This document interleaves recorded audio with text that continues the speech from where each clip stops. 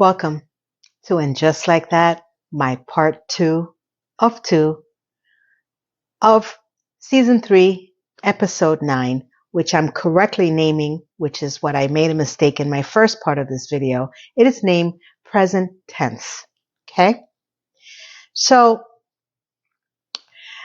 this covers the J-Lo, Ben Affleck. Oh, I'm sorry. Did I say Jennifer and Ben 2.0? I meant Aidan and Carrie. And if I'm laughing and smirking, it's because it literally feels like I'm watching a soap opera of what the hell happened between J-Lo and Ben Affleck, just copy and paste it over to Carrie and Aidan. Did anybody else feel that? Because this is what I felt like when I was watching this. Okay? And we'll go over this, and I'm going to give you as much details as I can from what I remember. And it's a lot to pack in because I have a lot of commentaries, and it's probably going to be one of my 45-minute videos. So whoever doesn't like it, too bad. Whoever enjoys it, thank you. Everybody else, suck it up. Here we go. And just like that, let's begin. Scene opens. We have Carrie coming in from the street, carrying her clothing, never food or anything with food. And I bring this up because this is going to be something I'm going to mention in the video. She is calling out for Aidan, and she's looking for him, and she's walking through her apartment, and she hears Aidan in the courtyard, and she walks over to the courtyard, and she looks down, and he's like, hi. And of course she sees him sitting with Duncan the Hobbit. And the only thing I can think of when her reaction was worlds colliding from the Jerry Seinfeld episode. Okay. If anybody remembers that, when they were saying that, I was like, I could see in her face that she is shitting in her outfit, whatever that is. I don't know. Okay. I pretty much knew where this was going. Aidan has taken the aggressive move to make sure that he is going to find out one way or another who this Duncan Hobbit is against her wishes. Here we go. The next scene we have is her sitting down in the courtyard with Duncan and Aidan, and she's visibly uncomfortable. And Aidan starts going into his interrogation mode, and he starts to ask about Duncan. Duncan is just sitting there smoking his pipe, and Aidan is staring at the pipe, and he asks, hey, what's the story with the pipe? Translation, hey, how fast can I put that pipe up your ass? You know that's what he's thinking. Or poison it, one way or another. He was getting his way. Okay? I got you, Aidan. I see you. You maniacal maniac. So Carrie's offended and says, what do you mean? Red flag number 1. Because when your significant other is defending someone other than you, red flag. Red flags. Okay? And he's like, no, Duncan is like, that's a reasonable question. And he goes into his monologue about he started taking up the pipe recently because he's working on the Margaret Thatcher book, and apparently everybody in the cabinet was actually smoking. So he kind of did it as a, homage to the book that he's writing, and it gives him inspiration, blah, blah, blah, blah, blah, blah, blah. And Aidan is just like, well, I just wanted to know because most people don't like the smell. And it didn't occur to me that it did smell. I haven't been around somebody with a pipe good 30 years. I've been around cigar smokers. Cigars don't bother me, actually. Cigarettes bother me. I don't know why cigars don't bother me. But I can understand why Aidan would feel this way, because we all remember how he feels about Carrie smoking. So, yeah, I'm guessing that must be a very strong smell that permeates, and of course, Carrie doesn't care and wants to be around him, so she's not going to really give a furry rights behind. So yeah, so Aidan's question, though maniacal, was valid, and his answer was, it's almost to me like a nipple at this point. And then he And Aidan, he's like, well, Carrie says, no, I can understand that. Okay. We're going back to this again, Carrie. Okay. You getting the flow now? You got it? And Aiden's like, trying to do an inside joke. Oh, you got a nipple. And she just gets offended yet again and says, oh my God, Aidan, he smokes a pipe. Let it go. Tres veces. That's 3 times. You done pissed me off with the red flags. Okay? That's not going to be the word of the day. The word of the day is coming very soon for the translation. Remember, we have this little game. Whenever I say something in Spanish, I'll give you the word of the day for you guys to go in and do the translation. So he's like, well, I just wanted to know what makes someone want to smoke a pipe. And when he mentioned that most people don't like the smell of it, Duncan said, you sound like my wife. Now, I was shocked. And I looked up to see what the reaction from Carrie was, and she didn't seem surprised. And Aidan was like, oh, you're married? He goes, no, I met my ex-wife. Now, I don't care what anybody tells me. I don't believe for 5 minutes, neither one of them, being Carrie or Aidan, Wikipedia his ass. Googled his ass, Chat GPT his ass. Okay? They know that he was married because she didn't seem surprised. She just looked at Aidan like, why are you asking this question? Okay? That's how I took it. Because there's no way in hell that she was only going to ask Samantha about this guy. So we established that he has an ex-wife. Then he says, Aidan asks, do you have any kids? And he says, no, I do not. And then Aidan goes into this whole thing that, well, the best thing that happened in my marriage was my kids. Ask Carrie. And Carrie doesn't stick up for him, doesn't say, oh yeah. She just says, listen, I gotta go. I'm out. I gotta go meet Seema for her new well-established startup WeWork thing that she's got going on. And she tells Aidan, hey, don't keep him up. It's past his bedtime. And she gets up and he leans in to kiss her. And she doesn't go back to kiss him. Let me tell you something. She's playing with fire. Okay? I would not be having any of this. I don't understand how any of this is happening. You better tongue me down. You better walk with me to the door. You better, at best, you better hop on my back. I need you to show him, Senor Pipe-Along, Hobbit, that I be your man's and you be my woman's. So I already knew that this was the downfall and the descent of this relationship, because that's now number 4 of the red flags. Okay? So she pops out and she is in the next scene with Seema at her new office rental. And they're having their sushi lunch that the new assistant got for them of Seema. And they're having casual lunch. And she tells Seema that Aidan went against her wishes and has decided to not only introduce himself, but to have a conversation with Duncan. And Seema's like, well, why would he do that? Well, obviously, she doesn't understand the complexity of what's going on here. But even if she didn't, just the fact that Aidan was asking her and Adam at the opening last episode, wouldn't have that triggered some curiosity of why this guy is asking questions? It's like there's no mental connection here. I would have been going to my friend and be like, yo, your mans took me to the side and started asking me a lot of questions about, The Hobbit. What you got going on? This is what I'm saying. The story doesn't make any sense to me. None of this. So now Carrie, excuse me, Carrie, I guess, has never told the story to Seema, that she goes on to say that I think that he feels threatened. And Seema's like, why? Threatened for Duncan? She goes, no, by me. And Seema gives a look like, why?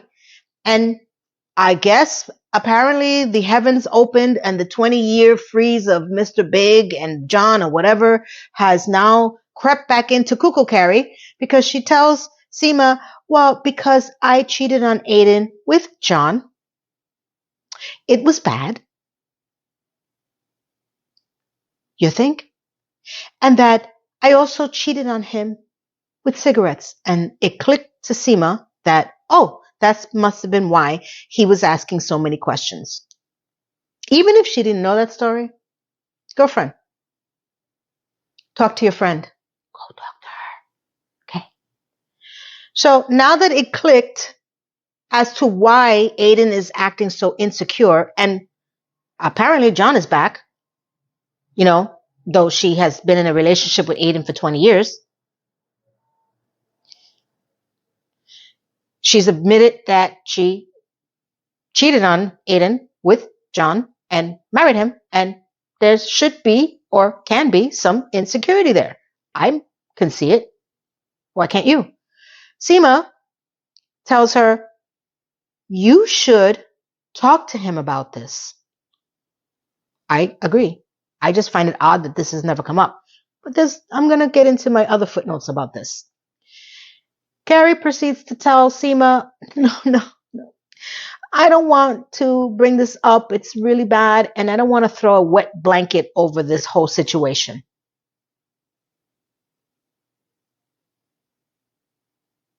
But what? It's not a wet blanket. It's a blanket that you guys have decided to pack away and be in denial about. You both were there. This is the reason why Aidan has 3 kids. The Manson family. Am I the only one that's thinking this whole conversation is odd in her mind? But yeah, at least she's acknowledging John, Mr. Big, in some way, shape, or form. But there is no wet blanket. This should have been discussed way before. Okay? I'm going to go into that rant very soon. Okay? Let's get into the next scene.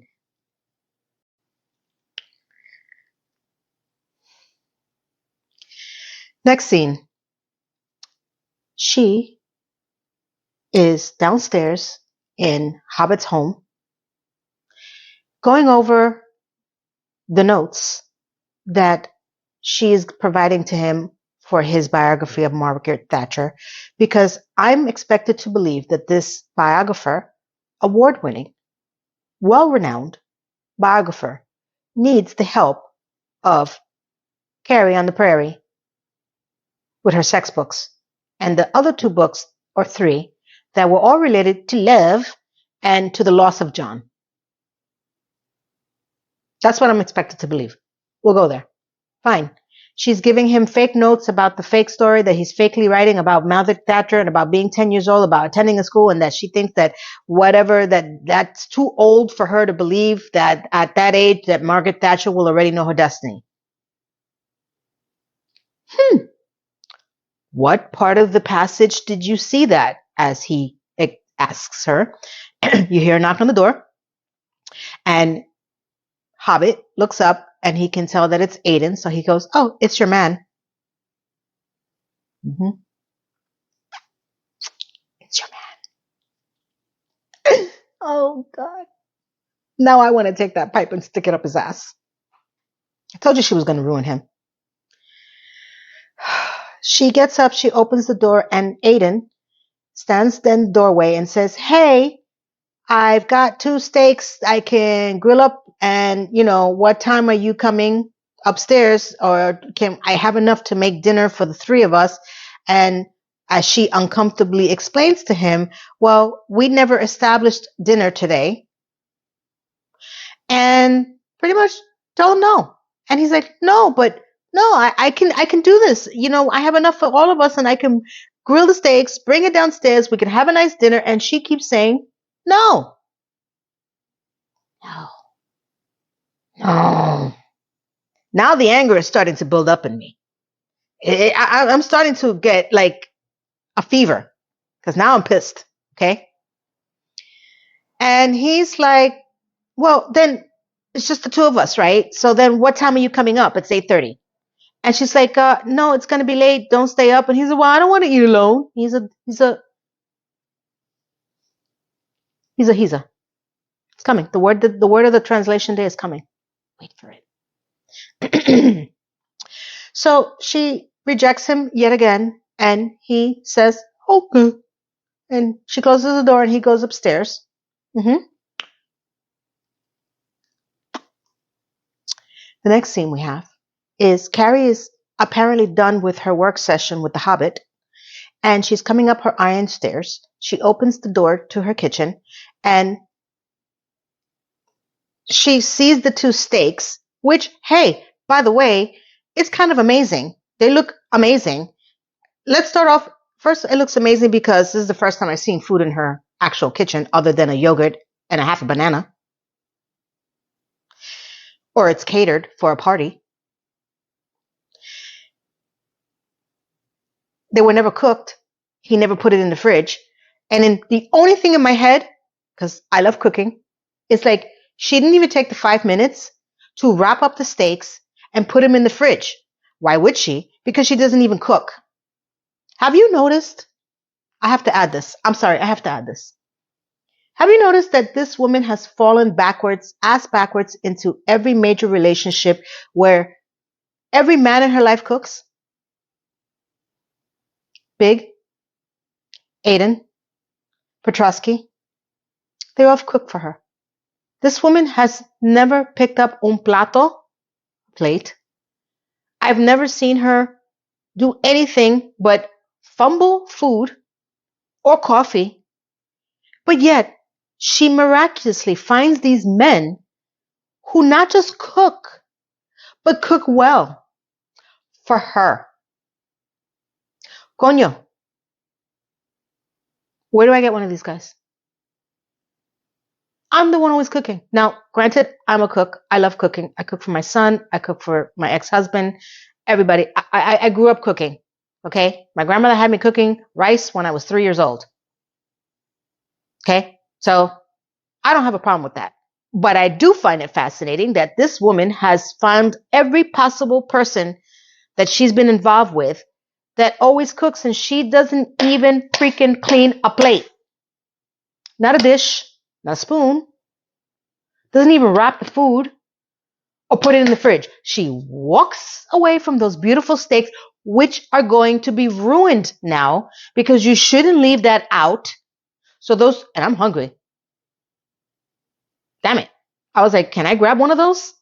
I got a grill. I was so mad. She goes into the bedroom and the line that she uses, oh, I'm so sorry I'm late. I would have come up earlier. Earlier when? When he asked you to come upstairs to have dinner?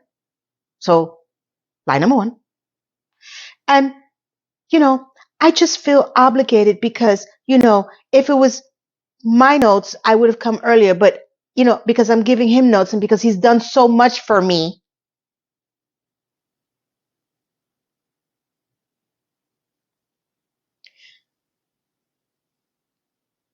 What? You don't know this man. He's giving you notes. Now, let's get this on the surface level part. Because let's not forget that he's flirting with her and abusing and manipulating her, okay? The fact that she's telling Aidan that he's gone out of his way for her, to Aidan, her man's, she claims that she wants to be with, that she's not only claimed that she's rejected her marriage to John. In season 2, she tells Miranda that she's having the deepest orgasms that she's ever had and that she feels that maybe Big was a big mistake. That Aidan that's laying in her bed, who has done a lot for her, and I will get into how stupid Aidan is as well. I'm focusing on Ding Dong Carrie right now. Okay? Don't worry. Because the two of them are equally idiots. let's just get into what's happening here. Before anybody goes in the comments and say, no, I know. Oh, I know. Okay. She's telling this man who she has given him the key, told him to come whenever he wants, has done everything she's supposed to think that she wants to do, has spent years, whatever, that this guy is giving her notes to her phantom freaking book that she feels obligated to stay later and leave her man who was willing to cook for her with sides and everything. Jumps into the bed, and Aidan's pissed. Aidan's pissed. It's the first time I've seen him maybe 2 or 3 other times this way, but this one was real. I was like, whoa, okay. She gets into the bed, she curls up to him, and I just know that she's freaking bullshitting, and he knows she's freaking bullshitting, and he looks at her, and he feels her, and he smells the cigar, or the pipe, and he goes, no, get away from me. I don't like the smoke. Go take a shower. She jumps out. She is visibly upset, and I'll get into my theories about this. Don't worry. I'm going to run through the scenes first, and then let's go back and do a recap of the recap. The next scene you have her coming out. She's wet. She walks past the bedroom. She goes and sleeps in the guest bedroom. Aidan finds her there. Aidan is asking, why are you sleeping here? And she tells him, without looking at him, that you told me to get away from you. And he's like, come on, trying to placate her and say, why are you sleeping here? She's like, I said, no, I'm not going back. Now close the door. Closes the door. The next thing you have is in the morning. She's dressed up and she's grabbing her keys, and Aidan, of course, is cooking again breakfast for her. And she says, I'm going for a walk. And he says, well, you can't be still mad. And she goes, and why wouldn't I be? And they get into this argument about the fact that she wants to know why he was talking to Duncan after she had expressly told him not to. He says that he was standing on the porch and he came out and he felt that he had to say something. And Carrie tells him, asked him, why were you on the porch? And he's like, well, what do you mean? I was getting air. And here's the whole thing. They know each other too well that they know when they're both lying. So this little act between him pretending to tell her that he just happens to be on the porch while she calls him out and says, no, you were looking for him and that you are uncomfortable and you want to know if I'm having anything with him. We went from her telling Seema that she doesn't want to put a wet blanket over this and discuss it to throwing a bomb and having an argument about it. You get what I'm saying? You see the contrast here? Neither one of you know how to communicate. And it's always been that way between them. So she's getting her, her aggressive mannerisms. And he's like, well, fine. She's like, he's like, I want to go for a walk. And she goes into her cuckoo Carrie. No, I'm going for a walk. I hate when she does this shit. It's the same note, same argument between the two of them. And they have way too much history that at this point in juncture, especially since we've been dealing with this nonsense for 2 seasons, I am not giving a shit. I am very upset that this is even happening. Because you're both in your 60s. This is your last opportunity to make it happen. That is what you sold us. Right? I never bought it in the first place. But we were going with it. See how far they were going to run with it. And I still don't know where they're going to run. So as she is running out the door, he says, fine, go for your fucking walk which is probably the third time I've heard him curse in this whole entire Sex in the City and Just Like That. But this argument was heated, and I've seen him only twice get a heated argument with her.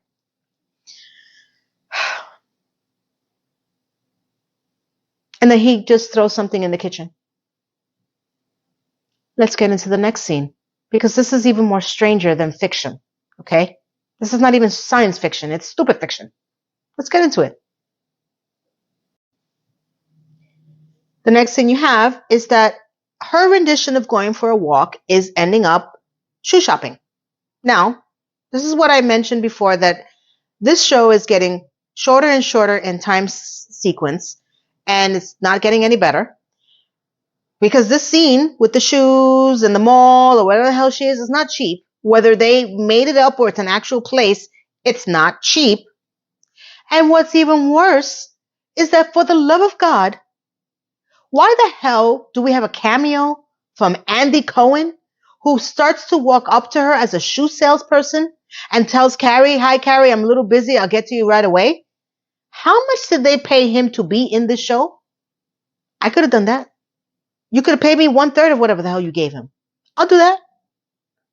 Andy Cohen.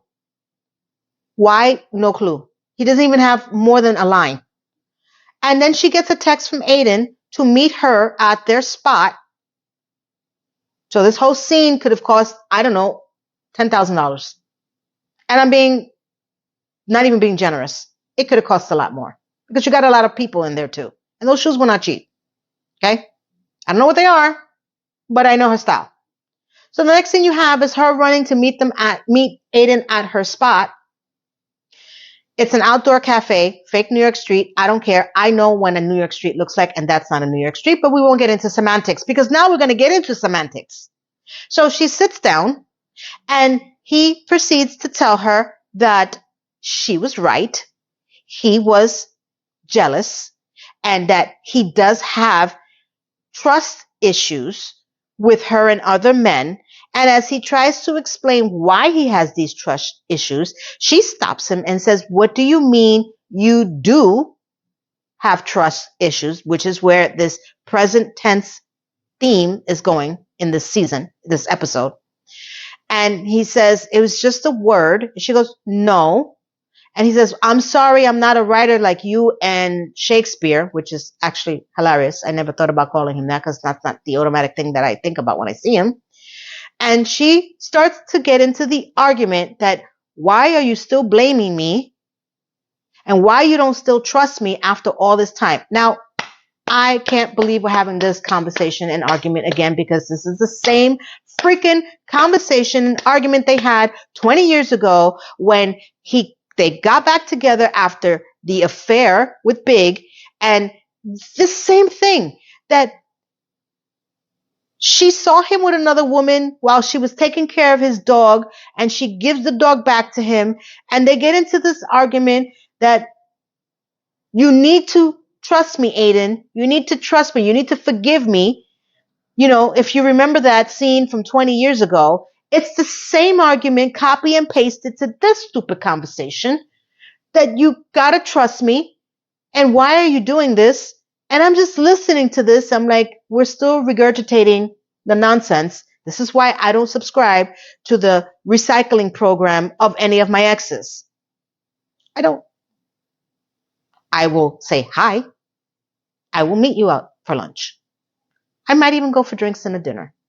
And depending on the situation, I might throw you a little, but I won't get back with you. And it will really heavily depend on the situation. But there's a reason why you are my ex. And since I have a very good memory,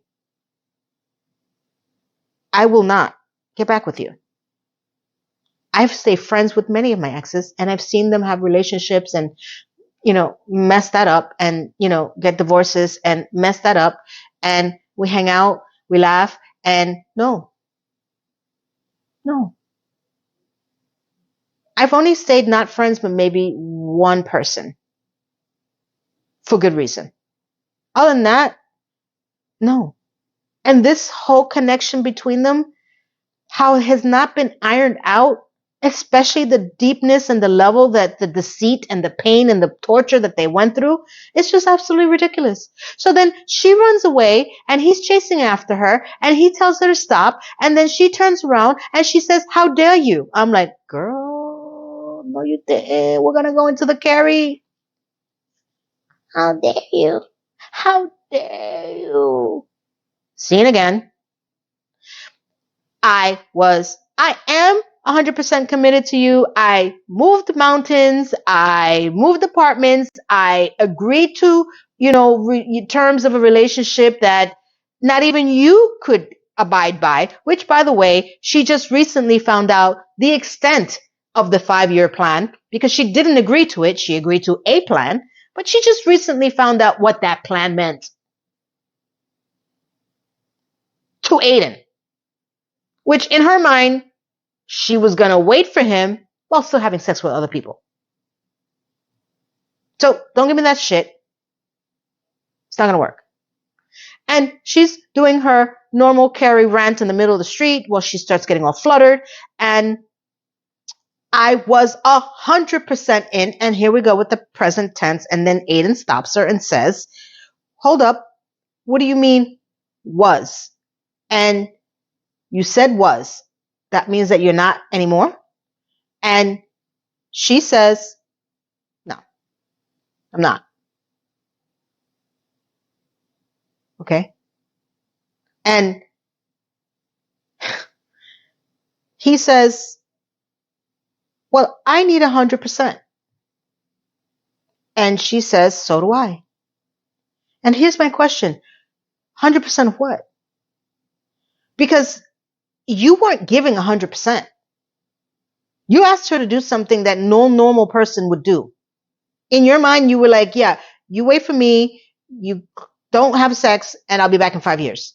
So you weren't giving her 100% either. And even if you came back, you only came back because your son has decided to go live with his mom. You know, the woman that you slept with just recently, 2 episodes ago.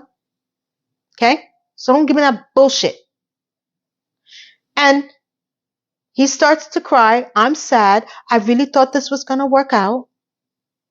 And she says, "I'm sad too." And then I saw her face. "Not really. Thank God it's over." Did you not see that face that she put? "Yeah, I'm sad too." I've seen her cry over losing a pair of shoes twice. Once stolen from her feet. Second, his dog eating one of her shoes. She reacted more like death came upon anyone than this scenario that we got going on right here. And then she goes in for a hug. He hugs her. And as he's hugging her, I swear to God, she gave the most maniacal look towards the end of that hug. Yes. I'm out. That's how I took it. I don't know if anybody else saw that. It was a quick second. She just looks up and I was like, "Ooh, you evil queen. Oh my God, what is happening here?" And the next scene you have, I guess they're hugging and then she's in her kitchen removing all of the postcards from Virginia. They're playing this melancholy song and I don't know the artist and I'm sure someone will tell me. And she's going about her house, putting stuff away, picking up cat. The song is playing and, she's accepting the fact that it's over, in the 2.5 seconds that it was. She's not crying. She's not upset. She's not having a titty attack. She's not doing any of that. And then the next thing you have is in the evening, she's dressed up. She's running across the cobblestone street again, meeting up with the girls, which happens to be Seema, Charlotte, and Miranda, less LTW. So now we don't even have LTW in this crew, which is what I've told you before. I've never seen her with these people. Okay. And she goes into the restaurant and she's hugging them and there's she speaks over and she makes this comment about, well, I can't even remember. I'm paraphrasing right now. So forgive me because remember, I don't script this. At the end of the day, she thought that it was going to work out. They were still living in the past, and they can't live in the past, and they don't have a future. And then she sits down and you see her having drinks, and she's fine. She's drinking, laughing with her friends. I guess it's over. There's no tears. This is like the stupidest thing I've ever seen in my life. What the hell did we just spend the last goddamn 2 seasons for? The big Aidan returns. And the big everything. And the fact that she even remotely said that she thought big was a big mistake. Can we please remember that, please? Can someone remember this? This was supposed to be the big fix. She was having orgasms that were so intense that she's never had, not even with big. What? And now, finito. She's gonna hop on the Hobbit. It's the only thing I can think of. This is how fast this woman changes. She changes men like she changes her freaking shoes. Oh my God, this is so frustrating. I don't know if anybody else felt this way, but I just was like, when I heard her narrating, I was like, is it over? Now, it doesn't mean that there's not going to be something else that happens, but I was like, what in the tarnation is happening? So let's get into my hypotheses and my comments right now. Stay tuned. Let's talk about this. Okay? I have a few things I want to say. One, let's take stock of what happened here. Okay? Carrie, in the big relationship with John, he was always the I don't want to say, abuser, manipulator, the alpha in the relationship. From the beginning. Okay? From the beginning, from when she thought that they were in an exclusive dating relationship and she found him in a restaurant with the girls, the original girls, when we had fun, she jumps over to him to say hello, and he's on a date with someone else, and she finds out that in the last 3 weeks that she's been ignoring her friends, that she thought that they were exclusive with each other, that he had been dating other people, or he had the intention. So he already established at that moment that he was the alpha and that she was going to cower to him. Because let's think about this. Okay. He does that. He tries to take her away, and she wants to know if she's the one. He cannot commit to saying that to her. He doesn't want to introduce her to his mother. Okay. Doesn't give her keys to his home. Nothing. Right? So throughout the course of this relationship, on top of that, he doesn't tell her that he's going to possibly move to Paris. He comes back from Paris with the new one, okay, who's 27 years old, who was much younger than her. She finds out at a party, okay? Do you all remember this? I hope that you all remember this, okay? If you haven't, go watch the Sex and the City. She goes into a deep depression. She somehow, and I'll get into the Aidan part, she gets into the Aidan relationship. She gets out of the Aidan relationship. She gets back into the Aidan relationship. She gets back out of the Aidan relationship. She finds Petrovsky, the artist. She moves to Paris. And this whole time, Big is always around. Not only is he always around, he comes back at one episode where he is having surgery or a stent put in for his heart. And she nurses him while he's ill that evening in the hotel room. And he gets a little emotional with her. And at the morning when he wakes up, he becomes the asshole that he is again. And she knows that he closed his heart to her. And she's already accustomed to this push and pull. Okay? Now, there's a lot of other stuff that happened, but I'm talking about the bigger issues that I've noticed. So he's always been the one that's been in control. Does it get any better after? No. Why? Because as she goes with the artist Petrovsky and he does whatever he did to her, Big finds her in Paris at the bridge where she throws his ashes. He admits that she's the one. We all saw the ending. He's coming back. The movie happens. Sex in the City 1. They find the dream apartment. She wants to have a wedding. It turns out to be a much larger wedding than he expected. At the end of the day, when the wedding day happens, we all know what happened. He kind of cowered out and then he came back. But at the end of that movie, I want you to be clear on this. She never got the wedding. She got married in City Hall, but she never had the walking down the aisle, the reception, a wedding. So at the end of the day, he got what he wanted, right? They get married. Okay, movie ends. Great. Sex in the City 2. The movie.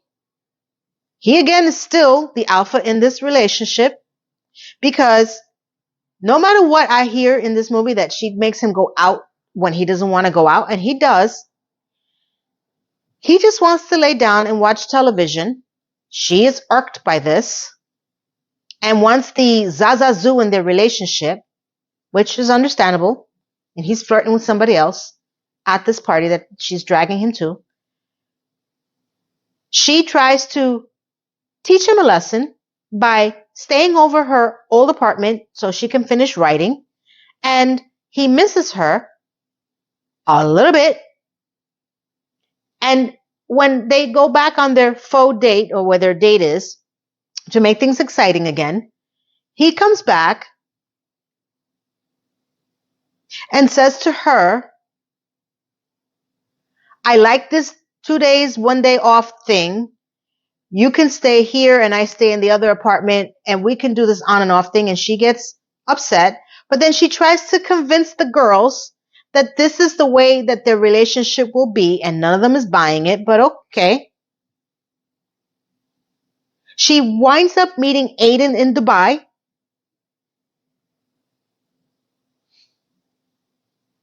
He takes her out.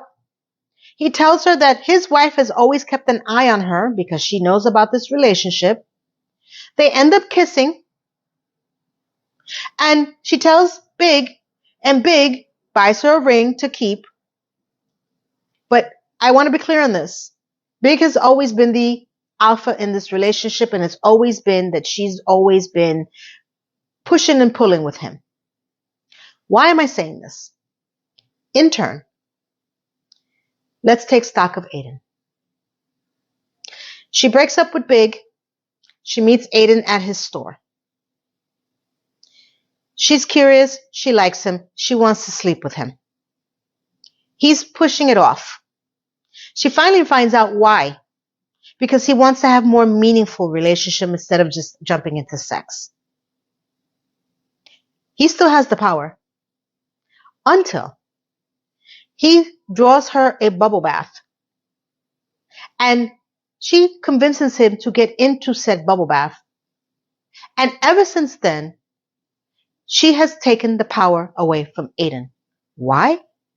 Because this man has drawn a bubble bath, has cooked for her, has cared for her, was doing her floors in her apartment where it was too noisy. Before I even get into that, he gave her the keys to his apartment. He wanted to introduce her to his parents, and she was having panic attacks at night because everything was just too easy with Aidan. Too smooth, too normal, too wonderful. She needed the drama. And Aidan was a nice guy who just wanted to care for her. A little bit too much. I do admit he was a little, and here's the word of the day. Well, no, not yet. Not yet. Not yet. He offers to resurface her floors because her apartment was shitty. The noise is too much.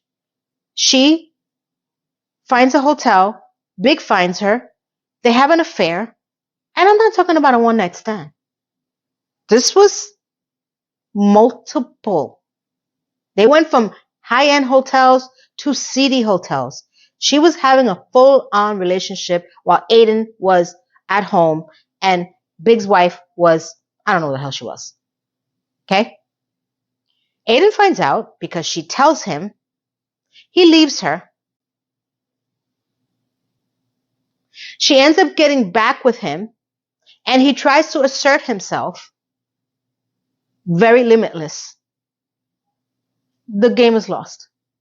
She knew she had him. Because then, on top of that, he wants to marry her. He buys the apartment next door to extend her little room with his money. He ends up getting a ring that Samantha had suggested for him to buy because the first one that she found was a piece of crap. And she was afraid to say yes to a man who would not know what type of ring that she would want. Samantha goes and helps Aidan to find the right ring. He asks her to marry him in the street with the dog, and she says yes. She never wears that ring. She always wears it around her neck. It's the black and white ball. She's in a white dress. He's in a suit. I'm not going to put any pictures or any clips. You guys can go and follow this. If you are OG fans, you know exactly what the hell I'm talking about here. Okay? Okay. He wants to marry her right now because she's been putting off this wedding or a date for the wedding. Now, Aidan is creepy because he's like, I want to lock this deal down. I want to be sure that you're mine. And it hits her that who else would I be? And it's because of Big. Okay? You following me? They break up because she won't do it.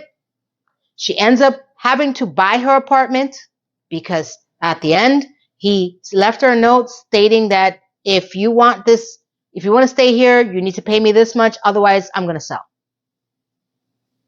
She buys it. Aidan gone. We see one time Aidan when she's dating Burger and he's outside of a store with, I think, his first child. It's not Wyatt, it's not Homer, it's the first one, and I can't remember his name. He looks at her, still again with that love in his eyes. We see him again in Dubai in the second movie. Okay? Still chasing after her. Okay? He reaches out to Carrie after Big is dead. This is 20 years now. He knows Big. He allowed Big to come up to the farm while Big was dating some movie star so he could be friends with him or pretend to be or whatever the hell that happened. I don't even remember. I just remember it was the dumbest storyline in my life. Okay? He meets up with Carrie. He knows that Carrie has been with this man for 20 years. The one that not only did he have the affair with, but he married her. Okay? He knows that she wrote 2 books about their relationship and that she wrote the book about losing Big. He's not stupid. But he had made the conscious decision to connect with her. He tries to establish a relationship again, trying to be the nice guy, doesn't want to step foot in the apartment, ends up doing it anyway. Whatever the hell's going on in this whole now series, at the end of the day, do you know whose fault this whole thing is? Aidan. Yeah. And here's the word of the day. Because he's a pendejo. ¿Tú sabes qué es un pendejo? Do you know what a pendejo is? Stupid. Translate that for me, people, in your version. Okay? Because he has known all of this. This was not news to him. He wasn't in space.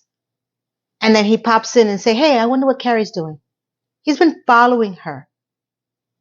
He tried to make his assertion, but when he told her to get out of bed, to go take a shower, you know what Carrie did? Because she's always been in control of Aidan. Always. She's always controlled this man. Always. She put back the assertion to her and put her foot down and did not go back into bed with this man and told him to get out, to close the door, and the next morning yells at him that she's going for a walk, and that when he is yelling at her in the street, she's yelling back because she won't give up control. She was the Mr. Big to Aidan. And there is no way when you're in that position that you're going to let anyone step on you. She's always been in control. And the minute that Aidan had shown any kind of assertion, she's always threw him down a couple of pegs. Always. Just let that sink in for a few minutes. That's why she had disrespected him in front of the Hobbit in the garden, in front of the door when he was asking for food. She knows Aidan. She knows how to use him. She knows how to abuse him. She knows how to manipulate this. And she was not going to give up her control. That's how I saw it. Because that goodbye, that fake hug, and that I was all in, and then she has the cojones, we all know the translation, to tell this pendejo that I can't deal with your family, I can't deal with this. Now, yes, Aidan is creepy. I get that. They're writing him to be this way. Let's think about this if this is a real scenario kind of thing. There's a whole history between them. That they've always been this abusive relationship. And the fact that he's crying and then that. I would have walked the hell away and be like, oh really? You have sacrificed a lot. And yeah, he should be insecure. Still. Why? Because when he is trying to confront her about Duncan, she keeps pushing him off. If you know that your man has an issue because you are the one that caused the issue and you really wanted to be with him, why the hell are you going to make him even remotely think there is a possibility for this relationship? Because she's a bitch.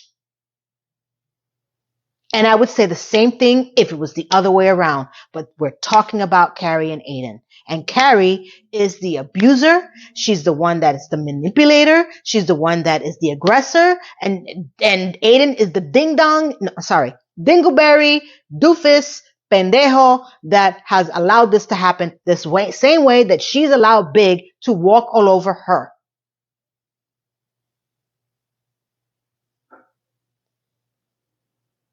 And this is the heritage that we have, people, with this fucking episode and this whole series. The abusee and the abuser. Let me know your thoughts about this. I got deep. Because when I saw this, I was like, what in tarnation is happening here? And this is how it ends? Not with a bang, but with a bye? I can't believe this. I can't. I really can't. So, tell me how you feel about what I said. Tell me how you felt about watching this. And tell me if anything I said resonated with you. And if you haven't noticed, I changed my background. You notice how the love is almost falling? It's because of this. Because when I saw that, I was like, it's a crash and burn. That's what I felt. Stay tuned. I got a little bit more coming. Don't go away. I'll be right back. Hey, subscribe. Well, we made it. Part 2. I hope you enjoyed this one. I have some new people that made some comments. So everyone that's been commenting now, or people who enjoy my format, know that I do this in parts. Why? Because I cover everyone else except for Carrie, because Carrie is her own separate ecosystem. And also, I have to do this in parts as you see me clicking, because I'm recording on my phone and I have to upload to my editing software, and the editing takes a long time, and I try to condense this as much as I can on the weekends and give you the best experiences possible with the clips and my, emotions and everything like that. So whoever doesn't understand that, I do apologize, but yeah. And I'm not going to shorten my rants. And also I add my commentary, which why it extends more than the show is. But I've already seen some of your comments on my first half, and oh my God, you guys are hilarious. Um, I'm going to go in after I finish editing tomorrow. This will be going up. I'm actually recording this on Saturday, and I'm editing all night. And then by tomorrow, Sunday, you'll be viewing it, I will have it posted. And then I'm going to go into my comments to part 1 and to part 2. And oh my God, thank you, everyone. Thank you. I've said this before. I cannot express my deep felt love. Please don't get discouraged if I don't answer right away. Please, I do get in there, and please understand the time frame here. So let's get into what I'm watching now. I'm in a New York state of mind. And yes, somebody did comment that was a big song, and I did forget that. So thank you for the person that actually commented on that. I wasn't singing that because of Big. I was singing it because on HBO Max, which is where Sex and the City also, Sex and the City and this crap airs, there's the Billy Joel biography, The Piano Man. Oh my, I saw the first half and the second half, and I have forgotten what an impact musically this man has had over the years. And I had no clue on the first half the depth of crap that he's been through in his life. He's about 20 years older than I am. So I remember him listening through with my mom, and I know that she had some of his records. And I remember when I hear the songs that were playing, I'm like, God, I remember that song. Like, he's really had some really great hits. Now, I do remember him more strongly when he was with Christy Brinkley and he was doing Uptown Girl. That was more of my speed because it was in the 80s. But the songs this man has belted out, and the hell that he's been through, and what he's done and what he's gone through, much respect for this man. I wish I would have seen this guy in concert, because he must have been a showman. I mean, he's still around, but he's very ill, if you guys don't know that. So that song has always been one of my favorites, plus a few other hits. So let me know if you guys have caught it, if you have it, and where you are. It's the Billy Joel biography. Fascinating. Now, part 2 has just come out. What I don't know if part 2 is the end. I don't know if there's going to be a part 3, but it kind of ended kind of weird. But I just got so thrown into that. And when I heard that, I just knew I had to bring it into this video because of New York. So that's what I was watching. And let me know if you are watching it, going to watch it, going to see it, or you want to see it. Let me know your thoughts. You guys, and I love the fact that you guys are communicating with each other. Please continue to do that. And we have another 4 episodes. I kind of saw a preview of what's going to happen next week. Whatever. I'm just waiting. So be patient when I do these videos, okay? I know that they can be annoying when I do part 1 and 2. And there's another reason why I don't put both videos out on the same day, because I've learned through the YouTube algorithm minutia bullcrap that putting out 2 videos on the same day can hurt the algorithm, right? At least that's what I think, right? So, because you got to give time for the first video to breathe and let it trigger all of my subscribers. So it notifies all your subscribers first. And then once all your subscribers come in and they get a good impression rate, then it starts to increase and it starts to spread out to other people and other viewers that are not subscribers. That's pretty much the small of it that I can gather. So I need some time for my first video to cook. And then I can take out the second video the next day and then let that marinate. I'm marinating it, and then I let it cook. So that's why I don't put it out twice in one day. I hope that you guys get excited and watch it and want to watch it, and I don't leave you breathless or with bated breath. And thank you for sticking with me, guys. And hey, have you noticed something?